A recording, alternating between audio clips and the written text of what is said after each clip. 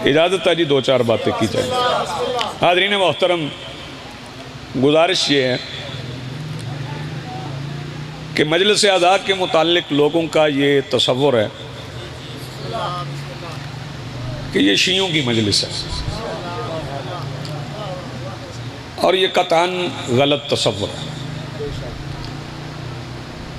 ذرا غور فرمائیں تو ذکر حسین اگر صرف آپ نے شیعوں کو سونپ دیا ہے تو پھر یاد رکھیے گا کہ وہ دین جو فرزند رسول نے کربلا میں بچایا ہے اس پر بھی پھر صرف شیعوں کا ہی حق ہے۔ چونکہ مجلس اعضاء میں میرے بعد شیرازی صاحب قبلہ موجود ہیں، پھر آخر تک مجلس ہوگی، پہلے بھی ہوتی رہی، اپنے اپنے انداز میں سب پڑھتے ہیں۔ ذکر خدا ہوتا ہے، ذکر رسول ہوتا ہے، ذکر امام ہوتا ہے، قرآن پڑھا جاتا ہے، اور عموماً ایسا ہوتا ہے کہ کوئی بھی پڑھنے والا ہو کہیں نہ کہیں کوئی نہ کوئی آیت تو قرآن کی پڑھتا ہی ہے۔ تو مجلس کا انکار کر کے ذہن میں رکھیے گا کہیں آپ قرآن کا انکار تو نہیں کر رہے ہیں نا۔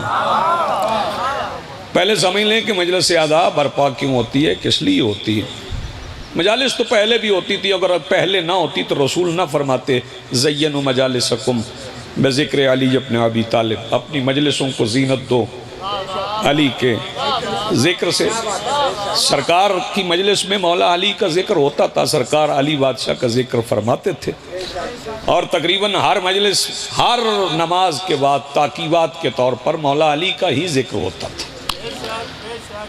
بات تفضیل اور فضیلت کی نہیں ہے کہ کون کس سے افضل ہے، بات اصل میں یہ ہے کہ علی کا مقابلہ کسی سے ہے ہی نہیں۔ توجہ فرما رہے ہیں، ہم علی کا تقابل کسی اور سے کرتے ہی نہیں۔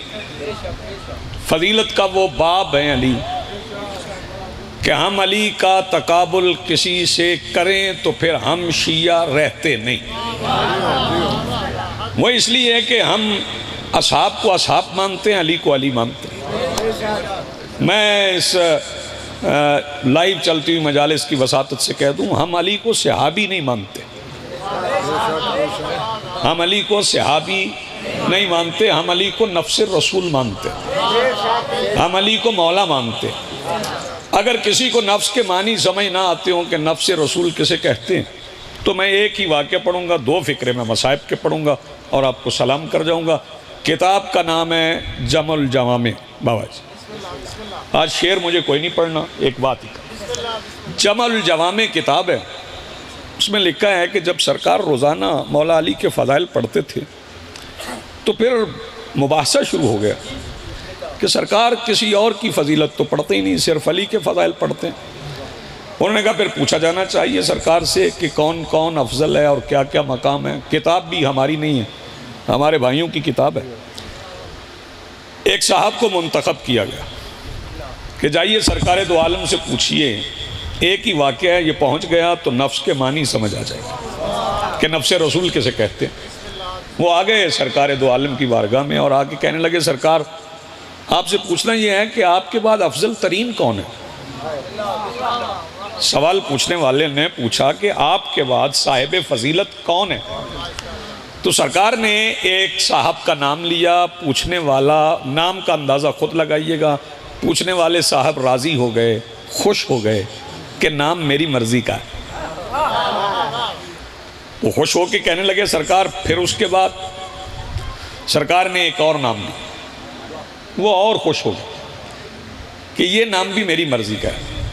واقعے کی ذمہ داری صاحب کتاب پر، دو مرتبہ پوچھ چکے تو انہوں نے کہا تیسرا بھی پوچھو، تو کہنے لگے سرکار پھر اس کے بعد سرکار نے پھر ایک اور نام لیا، پھر وہ اور خوش ہو گئے کہ یہ نام بھی میری مرضی کا ہے۔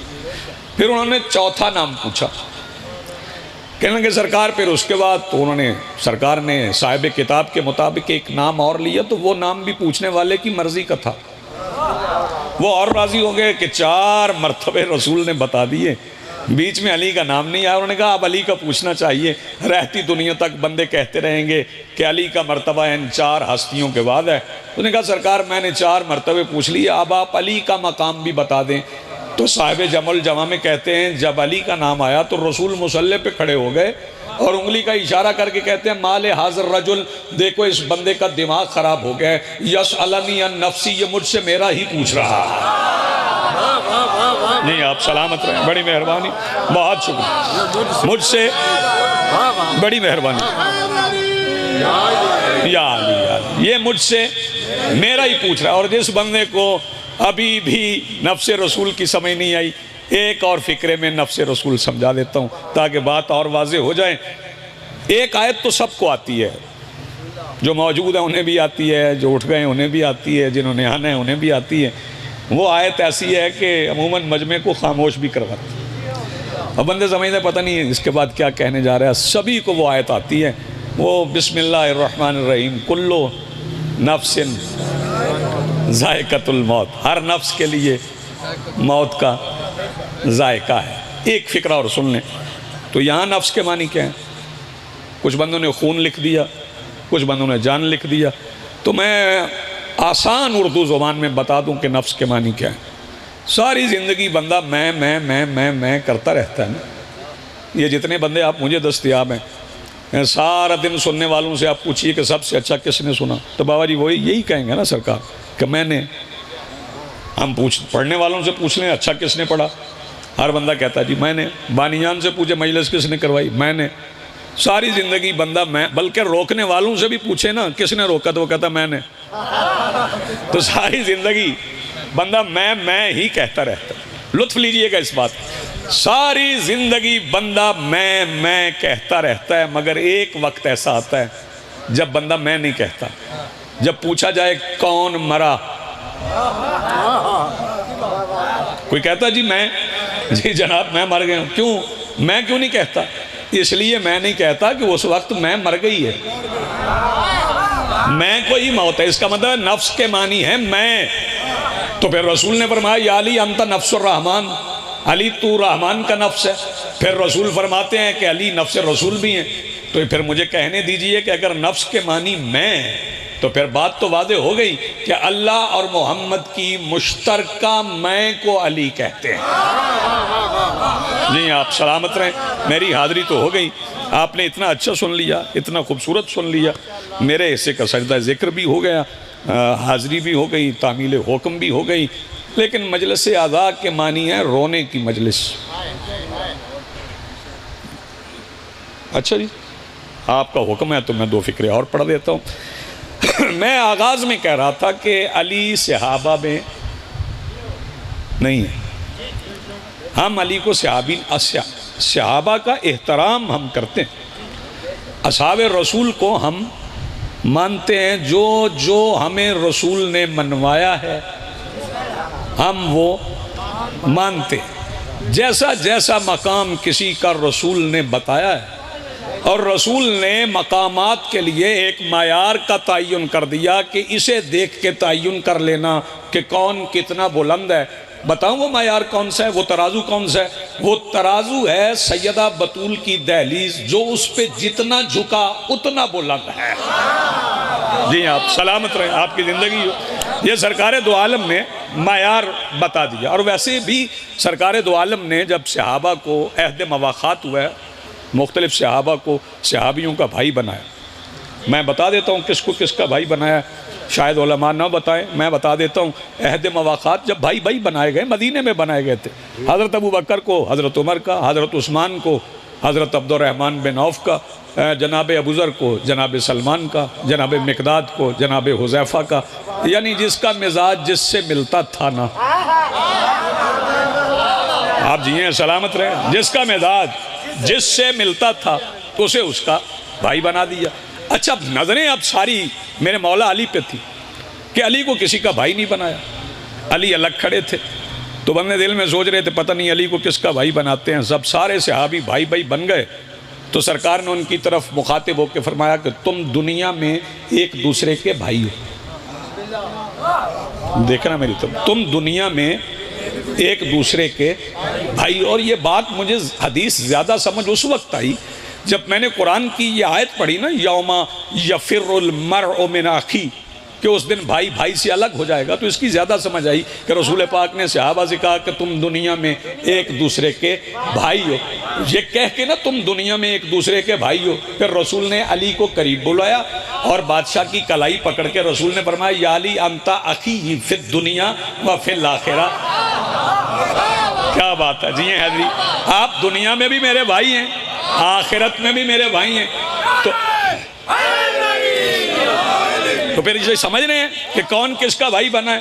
یہ محمد الرسول اللہ علی ولی اللہ کا بھائی بنا ہے، علی ولی اللہ محمد الرسول اللہ کا بھائی بنا ہے۔ تو جب رسول نے فرما دیا کہ یا علی آپ دنیا میں بھی میرے بھائی ہیں، آخرت میں بھی میرے بھائی ہیں، قیامت کے دن بھی میرے بھائی ہیں، جب کوئی بھائی کسی بھائی کو نہیں پہچانے گا اس وقت علی اور محمد پھر بھی بھائی بھائی ہوں گے۔ تو شاہ جی یہ فکرہ میں ضرور کہوں گا، اگر قیامت کا سورج علی ولی اللہ کو محمد الرسول اللہ سے الگ نہیں کر سکتا تو پھر کسی کا فتویٰ کیسے کر لے گا؟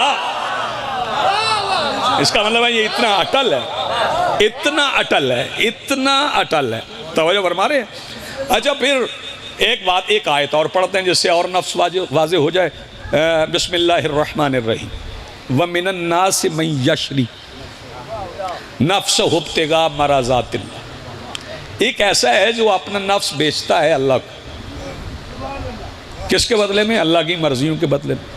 نفس علی نے بیچا ہے، مرضیاں اللہ نے بیچی، مرضیاں علی کی ہو گئیں، غور فرما رہے ہیں، نفس اللہ کا ہو گیا۔ توجہ فرمائیے گا، اب جب چیز بک جائے، جب شے بک جائے، میں ایک مثال دیتا ہوں، اور مثال کے لیے بھی بندے کو محتاط ہی رہنا چاہیے، ممبر سے مثال بھی ایسی دینی چاہیے جس سے توہین ممبر تو نہ ہو۔ مثلا میں عرض کرتا ہوں کہ میں یہ رومال بیچ دیتا ہوں، میں اپنے برادر محترم بڑے بھائی جناب قبلہ شرائی صاحب سے کہتا ہوں جی یہ آپ 100 روپے میں خرید لیں، وہ رومال لے لیتے ہیں، میں 100 روپے لے لیتا ہوں، وہ رومال لے کے تھوڑی دیر کے بعد پسینہ صاف کرتے ہیں تو میں چونک پڑتا ہوں، کیوں پسینہ صاف کر رہے ہیں؟ تو وہ کہیں گے بھائی یہ رومال اب میرا ہے، 100 روپیہ تمہارا ہے، تم اسے پھاڑ دو، اسے جلا دو، کسی کو دے دو، کچھ خرید لو، 100 روپیہ تمہارا ہے، رومال میرا ہو گیا، اب میں جہاں چاہے اسے استعمال کروں۔ اور دیانت کا تقاضا بھی یہ ہے کہ جو چیز بیچ دی جائے نا پھر اس پہ حق نہیں جتایا جاتا۔ علی نے بیچ دی جان، یہی تو وجہ ہے کہ ہجرت کی رات سے لے کے 19 رمضان کی سحر تک علی نے کبھی جان کی حفاظت ہی نہیں کی۔ اور جب لوگوں نے پوچھا یا علی آپ جان کی حفاظت نہیں کرتے تو فرمایا میں نے بیچ دی ہے، اب جان جانے اور وہ جانے جس کی جان۔ علی نے تو جان بیچ دی، جی بسم اللہ، اللہ نے مرضیاں بیچ دی، مرضی ہو گئی علی کی۔ توجہ فرما رہے ہیں، مرضی ہو گئی علی کی۔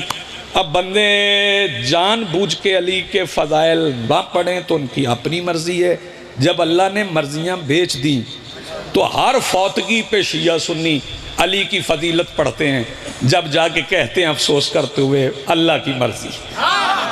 آپ نے غور نہیں فرمایا، غور نہیں فرمایا آپ نے، کیونکہ مرضی تو میرے مولا علی نے خرید لی ہے۔ اور یاد رکھیے گا، پھر ایک بات اور بھی میں عرض کر دوں کہ کچھ ایسے معاملات ہیں جن میں شرک کا خطرہ ہوتا ہے، اور یہ بھی سن لیں مجلس ادا میں بھی شرک کا خطرہ ہوتا ہے۔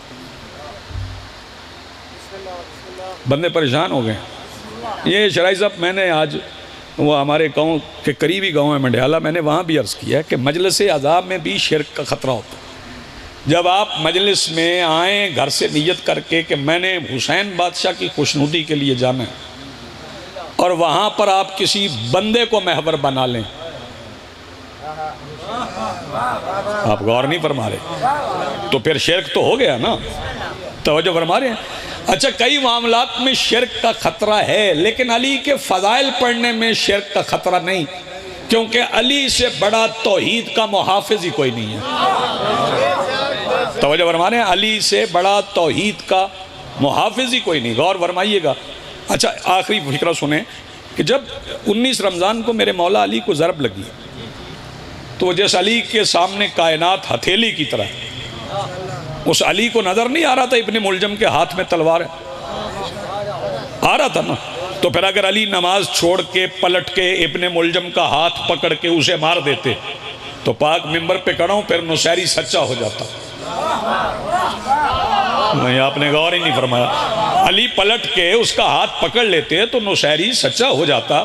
علی نے نماز جاری رکھ کے ضرب کھا کے جب کہا نا فزتو برب الکعبہ، رب کعبہ کی قسم علی کامیاب ہے، تو علی نے واضح کر دیا کہ وہ اور ہیں جن کے بارے میں قرآن کہتا ہے کہ انسان خسارے میں ہے۔ آپ غور فرمائے، انسان خسارے والے انسان اور ہیں، کامیاب اور ہے۔ اور جب میرے مولا علی